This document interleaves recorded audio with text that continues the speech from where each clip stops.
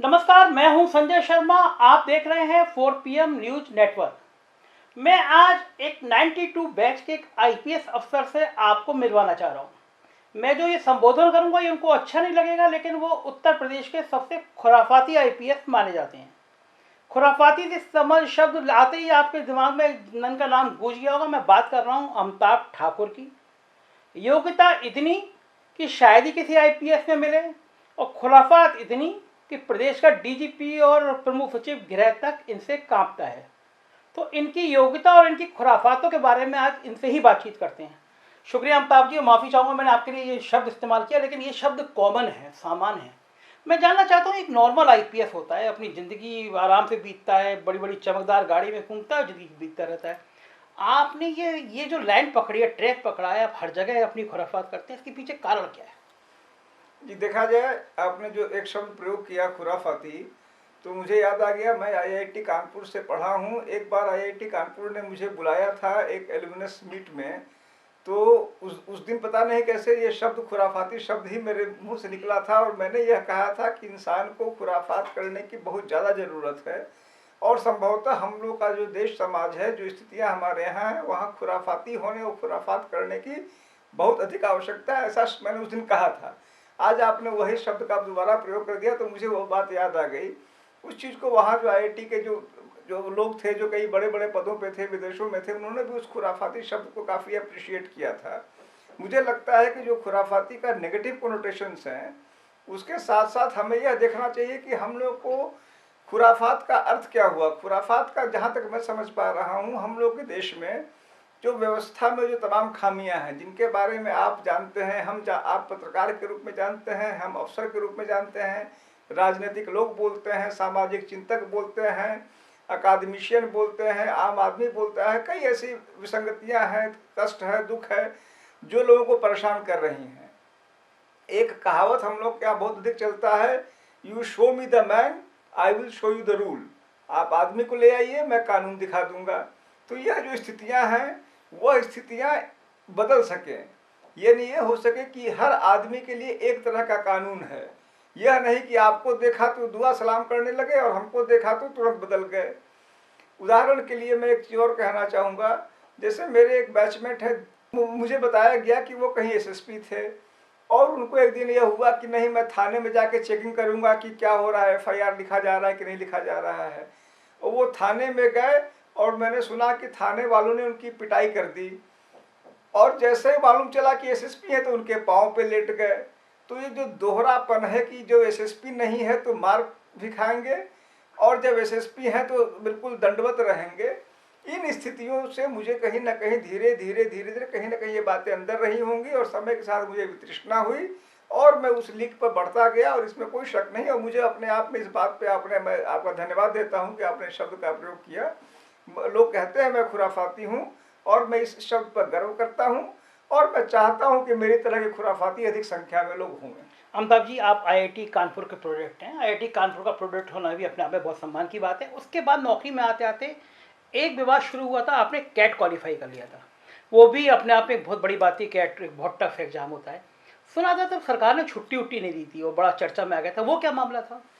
जी, देखा जाए, मैंने जो कैट में क्वालिफाई करके आईआईएम में जो है, मुझे एक फेलो प्रोग्राम इन मैनेजमेंट होता है, और मुझे लगता है कि कहीं ना कहीं कुछ चीज़ें ज़रूर मुझ में ऐसी हैं कि मतलब मैं जहाँ कुछ न कुछ लोग मेरे साथ, उनको निश्चित रूप से कुछ न कुछ कष्ट और परेशानी होने लगती है। उस समय एक बड़े अधिकारी थे, उनको यह था कि मैं किसी कीमत पे इनको आईआईएम नहीं जाने दूंगा, और मुझे था कि चूंकि न्यायिक रूप से, प्रशासनिक रूप से मुझे अधिकार है आईआईएम जाने का, मैं जाऊंगा। और करीब मैं समझ लिया जाए कि उसके लिए भी मेरी समझ में मैंने और मेरी पत्नी ने, हम लोगों ने बहुत पापड़ बेले उसके लिए। मैं कई बार मैं कैट गया, मैं हाईकोर्ट तक गया, और 2 साल तक मुझे मात्र 20,000 रुपये पे गुजारा करना पड़ा था, क्योंकि मुझे सरकार की तरफ से उस समय पहले स्टडी लीव नहीं मिला, और मात्र एक्स्ट्रा ऑर्डिनरी लीव, असाधारण अवकाश मिला था, जिसमें मुझे तनख्वाह नहीं मिलती थी। तो 20,000 रुपये आईआईएम से मिलता था पढ़ने के लिए।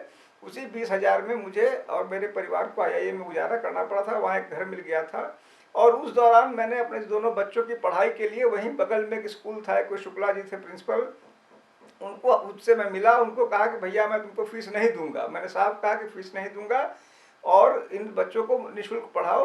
वो भले आदमी थे, स्कूल तो बहुत साधारण था लेकिन मेरे आईआईएम के बगल में था, और 2 साल तक बच्चों को मैंने निःशुल्क वहीं पढ़वा दिया। और उनकी कृपा रही कि बच्चे उस समय पढ़े, और मुझे भी दिक्कत होती थी लेकिन मैं, और बाद में मुझे 12 लाख रुपए एक साथ जब मैं लौट के आया तो हाई कोर्ट का आदेश हुआ कि अध्ययन अवकाश दिया जाए। मुझे 12 लाख मिले जो एक मुश्त जमा हो गए। अमिताभ जी, आपने तो चलिए अपनी शान में, अपनी वही खुराफात में, अपनी जिद में इतना तपस्या वाला मार्ग अपना लिया। कभी ये नहीं सोचा कि पत्नी को कितनी पीड़ा होती होगी? उन्होंने सोचा एक आईपीएस अफसर पति मिल रहा है मेरे को, ग्लैमर वाली गाड़ी होगी और आगे पीछे नौकर होंगे, गनर होंगे। आप मियाँ बीवी स्कूटी पे घूमते रहते हैं। चलिए आपने तो अपनी लाइन चेंज कर ली, लेकिन पत्नी बेचारी, कभी उसका ख्याल नहीं आया कि वो कंपेयर करती होगी बाकी आईजी की? आप आईजी हैं, स्कूटर भी घूमते हैं और वो बेचारी पीछे बैठी होती हैं, और बाकी आईजी की भाई जब देखते होंगे वो आगे गाड़ी पीछे गाड़ी, उनको कष्ट नहीं होता है? देखा जाए आपने जो बताया तो मुझे याद है, एक वीरेंद्र कुमार साहब हैं, मैं नाम ले रहा हूँ, वो रिटायर्ड डीजी हैं और बहुत ही सज्जन आईपीएस अफसर थे, इसमें कोई शक नहीं, और बड़े भले और बड़े सज्जन। एक बार मैं उनके पास बैठा था तो उन्होंने एक बात कही थी, बोली थी, देखो अमिताभ, जो तुम करते हो वो कई सारे और अफसर भी करना चाहते हैं, लेकिन उनकी ज़िंदगी में बहुत बड़ी बाधा उनकी पत्नी से आ जाती है, वो हिम्मत नहीं कर पाते, वो कहीं ना कहीं उनके पाँव ठिठुर जाते हैं, रुक जाते हैं। तो तुम अगर ये कर पा रहे हो तो निश्चित रूप से तुम्हारी पत्नी, तुम्हारे बच्चे तुम्हारा जो साथ देते होंगे। तुम जो कर रहे हो वो कोई बड़ी बात नहीं है, जो बात आपने कही। बड़ी बात यह है कि तुम इनमें से एक भी काम कर पा रहे हो और उसमें तुम्हारी पत्नी, तुम्हारे बच्चे तुम्हारा सहयोग दे रहे हैं। तो मैं इसको ईश्वर का आशीर्वाद समझता हूँ, ईश्वर का प्रताप समझता हूँ कि मेरी पत्नी ने और मेरे बच्चों ने, जैसे 20,000 में जीवन जीना, जबकि मैं आराम से, उसमें मेरी तनख्वाह मुझे लगता है 40-50 हज़ार थी, तो और आराम से मेरा चल रहा था सब कुछ। जाके वहाँ पर जिसको कह सकते हैं कि आप बैल मुझे मार करने का कार्य करना और उसमें सहयोग देना, स्कूटी से वहाँ से वो आती थी और यहाँ पर, अब मेरा घर यहाँ था, तमाम दिक्कतें होती थी, तो जिसमें उन्होंने साथ दिया मेरी पत्नी ने। कई बार मुझे लगता है आप लोग भी उस चीज़ को अप्रिशिएट करते हैं, मेरी पत्नी को इस बात का सम्मान भी मिलता है, कई बार मैं देखता हूँ, खुश भी होता हूँ। लेकिन सम्मान अपनी जगह है, लेकिन जो कष्ट की प्रक्रिया है, मैं इसमें एक चीज़ और कहना चाहूँगा। देखिए, धीरे धीरे, यह नहीं कि मैं सब कुछ सही, बहुत सारी चीज़ें गलत करता हूँगा, नहीं करता हूँगा, लेकिन उदाहरण के लिए मैं आईजी पद पे हूँ, वैसे तो मैं एडीजी होता। हम लोगों को 3 फॉलोअर आमतौर पे, जो हमारे यहाँ फॉलोअर कहते हैं यूपी पुलिस में, जो अनुसेवक टाइप के होते हैं, वो दिए जाने चाहिए। मैं चाहूँ थोड़ा भी प्रयास कर लूँ तो 3 फॉलोअर्स मैं अपने घर पे रख सकता हूँ, जो मेरे घर का काम काज वगैरह कर पावें। मैंने नियम बना लिया और अब हमको लगता है कि 8-10 साल से मेरे घर में कोई व्यक्ति सरकारी नहीं है। मेरी पत्नी सुबह खाना बनाना, फिर कई बार हाई कोर्ट के केस लगे होते हैं, कई बार फिर बाहर में होते हैं, लोअर कोर्ट का होता है, वो एक्टिविस्ट भी हैं। तो फिर रात में, अभी आप जैसे आज ही वो करीब 4 बजे घर लौटी हैं, फिर वो खाना मैं जाऊँगा, मेरे लिए खाना मिलेगा। तो ये सारी बातें कर पाती हैं, कर रही हैं, तो मैं इसके लिए ईश्वर को आशीर्वाद देता हूँ तो कर रही हैं। अमिताभ जी, बहुत बहुत आपको प्रतिकूल भी स्थितियां भी आई थी। एक गायत्री प्रजापति के खिलाफ आप और आपकी पत्नी ने एक अभियान चलाया था और उस पर शायद पुलिस ने ही छापा मारा था आपके घर पे। वो क्या वाक्य था कि एक आईजी घर पे पुलिस छापा मारने आ रही है? हाँ, देखिए, ऐसा है कि ये बात सही है कि मैंने जीवन में सारे अच्छे रंग देखे हुए हैं, और मेरे घर पे पुलिस का छापा भी पड़ा, और ये मतलब मुझ पर 2 मुकदमे हुए। एक तो मुकदमा, बलात्कार का मुकदमा हो गया था एक आप में मैं बलात्कारी कहा गया, एक में भ्रष्टाचारी पे? अच्छा, कहा मैं गया। आगे बात रोकता हूँ। जिस समय आपके ऊपर बलात्कारी कहा गया, उस समय कैसा कैसा लगा होगा? लगा होगा ये पुलिस आईपीएस को भी ऐसे झूठा, अब तो झूठा साबित हो गया वो, उस क्षण में कैसा लगा होगा आपको? बिल्कुल। अब देखिए, मुझे आपने जो कहा, मेरी माँ की कुछ दिन पहले मृत्यु हुई, और उस समय वो जीवित थी जब यह मुकदमा एफआईआर दर्ज हुआ था, और उन्होंने कहा था कि बेटा, यह जो पुलिस ने जो किया वो बहुत गलत किया। उन्होंने एक शब्द कहा था, उन्होंने कहा था कि उनको कुछ भी करना चाहिए था, यह नहीं करना चाहिए था। मैं समझता हूँ कि उसमें पूरी भावनाएं समाहित हैं। मेरे बच्चे उस समय, मान लीजिए कि वो टीन्स में थे, उनको कैसा लगता होगा। बल्कि बाद में एक महिला है जो पुरुष राइट्स पे काम करती हैं, वो, उन्होंने हम लोग का इंटरव्यू लिया था, मेरे बच्चों का भी इंटरव्यू लिया था, तो उसमें मेरे बच्चों ने ये कहा था कि उस समय वो वास्तव में बड़े परेशान थे। कॉलेज वाले भी कहते थे कि तुम्हारी माँ, तुम्हारा बाप जो है वो ऐसे ऐसे काम में वो लगे हैं या किया है उन्होंने। तो वो अभी देखा हमने, तो बलात्कारी का भी तमगा लगा, बाद में भ्रष्टाचारी का तमगा लगा, उस पर हमारे यहाँ पुलिस रेड हाँ, हुई। मैं ये भी होगा। कहा जाता है कि आपके पास संपत्ति बहुत सारी है। मतलब आप जो हैं अन्ना हजारे वाले मूवमेंट आपने तब कर लिया जब ढेर सारी दौलत कमा ली और फिर आप सफ़ेद कॉलर बन गए। ये क्या दौलत है आप पे? अब देखिए, ये सही है कि मैं, मतलब मैं कहूँगा कि मैं सड़क पे नहीं हूँ। जैसे मैंने कहा कि मुझे अच्छी पत्नी मिली, अच्छे सेवा मिली, उसी प्रकार से यह नहीं कि मैं सड़क पे हूँ और मैं ईश्वर की कृपा समझता हूँ। यद्यपि ये भी सही है कि मुझे दौलत ने कभी आसक्त नहीं किया, लेकिन कोई कमी नहीं है, ये सही है। दूसरी बात ये भी सही है कि जो कुछ भी है वह रिकॉर्ड पे है, अभिलेखों पे है। 5 साल तक मेरी जो जो इकोनॉमिक ऑफेंसेज विंग होती है, ईओडब्ल्यू। ईओडब्ल्यू, उससे मेरी इंक्वायरी हुई और 5 साल तक? 5 साल तक इंक्वायरी हुई। क्योंकि अब समस्या ये है कि जैसे आपने शुरू में एक शब्द कहा खुराफाती, मेरे मामले में विजिलेंस डिपार्टमेंट ने एफआईआर लिखवा दिया।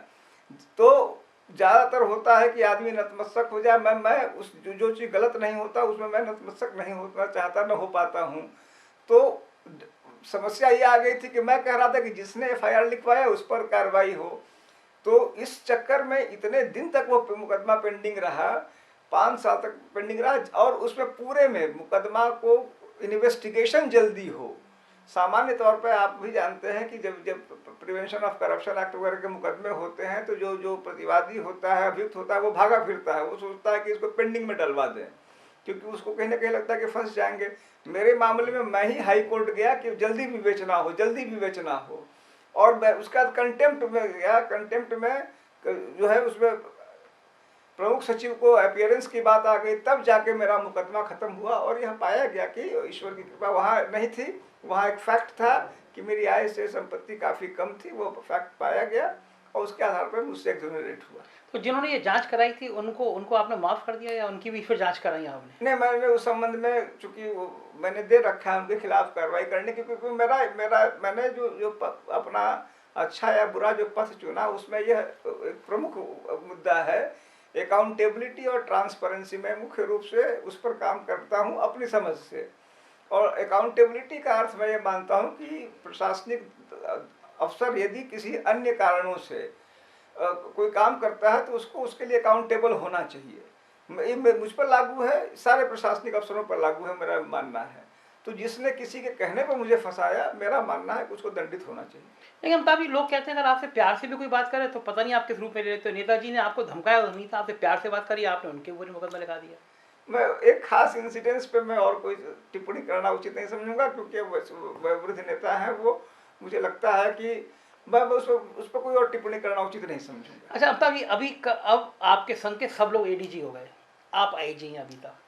ये खराब लगता है कभी कभी, अंदर से लगता है?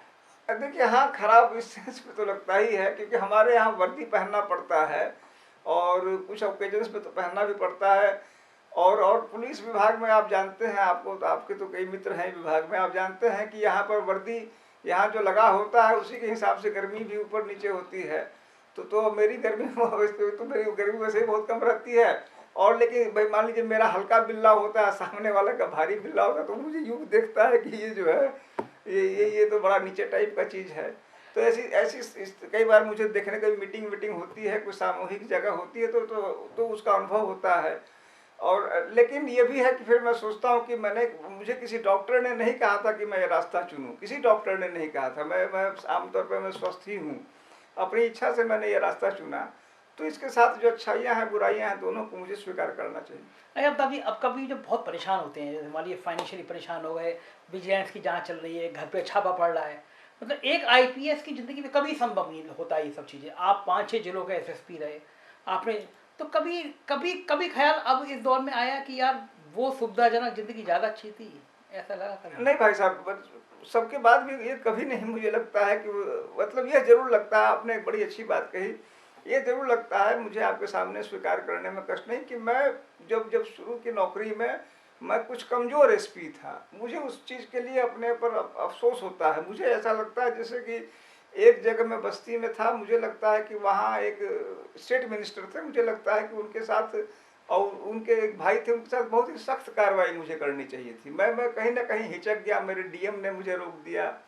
गोंडा में एक मंत्री थे, उनकी आपने भी मान लीजिए, उन्होंने 1 मिनट में शायद रिकॉर्ड बनाया था माँ बहन की गालियों का, तो उनकी आपने साथ छापी भी थी।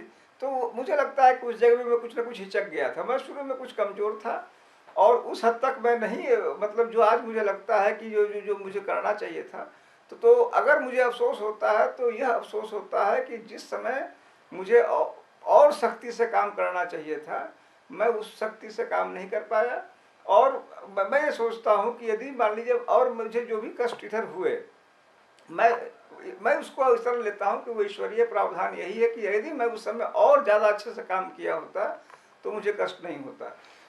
अमिताभ जी, कहना नहीं चाहिए इंटरव्यू के बीच में, लेकिन आपको यकीन मानिए कि मैं भी चूंकि सिस्टम से लड़ता रहता हूँ, पिछली सरकार में लड़ा, इस सरकार में लड़ता रहता हूँ, तो मुझे कहीं ना कहीं प्रेरणा में आप दंपत्ति भी नज़र आते हैं। इसलिए नज़र आते हैं, मुझे लगता है कि सिस्टम आपको हमेशा तोड़ने की कोशिश करता है और आप अपनी लड़ाई को जीतते हैं, हाई कोर्ट से जीतते हैं, कैट से जीतते हैं। तो शायद ये आज के दौर में जो लोग संघर्ष कर रहे हैं, जो लोग सच बोल रहे हैं, उनके लिए भी आप दोनों दंपत्ति इस बात के प्रेरणा का स्रोत करते हैं कि रास्ते बंद नहीं होते। हाई कोर्ट है, सुप्रीम कोर्ट है, लेकिन जो दौर चल रहा है, आप समाज को बहुत करीब से देखते हैं, जो दौर चल रहा है, खासतौर से मीडिया का दौर चल रहा है, आपको क्या लगता है जो सच बोलेगा उसके साथ यही होगा जो आपके साथ हुआ?